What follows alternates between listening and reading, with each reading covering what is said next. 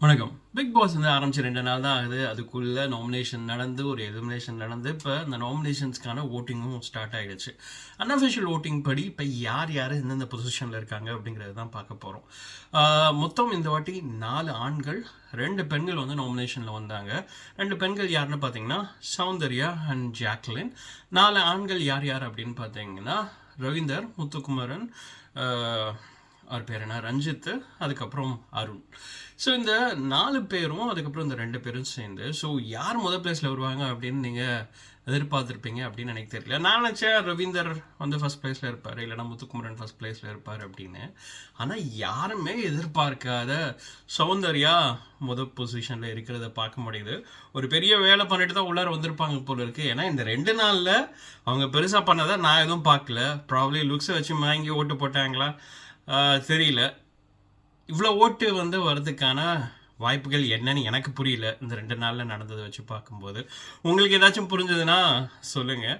But அவங்க தான் first ப்ளேஸில் இருக்காங்க. கிட்டத்தட்ட 10,000 ஓட்ஸ் வாங்கியிருக்காங்க. 2வது பொசிஷனில் முத்துக்குமரன் இருக்கார்.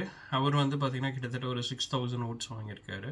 அப்புறம் ஜாக்லின் இருக்காங்க. ஜாக்லினும் ஒரு ஓரளவுக்கு டீசெண்டான ஓட்டு வாங்கியிருக்காங்க. அதுக்கப்புறம் ரவீந்தரும் ஓரளவுக்கு, ஐ திங்க் ஜாக்லினுக்கும் ரவீந்தருக்கும் பெரிய டிஃப்ரென்ஸ் இல்லை அப்படின்னு நினைக்கிறேன். அப்புறம் அதுக்கு அடுத்த பொசிஷனில் யார் இருக்கா அப்படின்னு பார்த்தீங்கன்னா அருண் இருக்கார். அப்புறம் லாஸ்ட் பொசிஷனில் ரஞ்சித் இருக்கார்.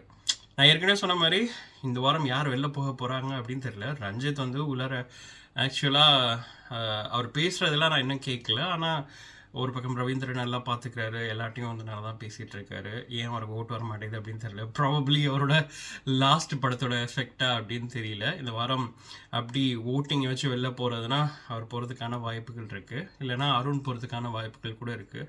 இந்த அடுத்த 3 நாட்கள் என்ன நடக்க போகுது அப்படிங்கிறத பார்க்கணும். ஆனால் இப்போ எனக்குள்ள ஒரு பெரிய கேள்வியாக என்ன இருக்குது அப்படின்னு பார்த்தீங்கன்னா, சௌந்தர்யா அப்படி என்னப்பா பண்ணிட்டாங்க அவ்வளோ ஓட்டு ஒழுகுது அப்படின்னு சொல்லிட்டு ஏற்கனவே ரிவ்யூ பண்ணிட்டாங்களா அப்படின்னு தெரியல. என்னென்னா இது ரவீந்தருக்கும் சௌந்தர்யாவுக்கும் ஒரு கான்வர்சேஷன் போகுது. அதில் வந்து ரொம்ப தெளிவாக பேசினாங்க. ஸோ வெயிட் பண்ணி பார்க்கலாம். வேறு என்ன, நீங்கள் இதை பற்றி என்ன நினைக்கிறீங்க?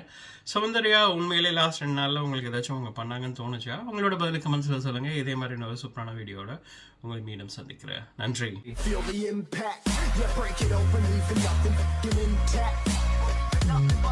Hey yo, you've been hacked. You're safe, hard in, but I found it, homie, been cracked.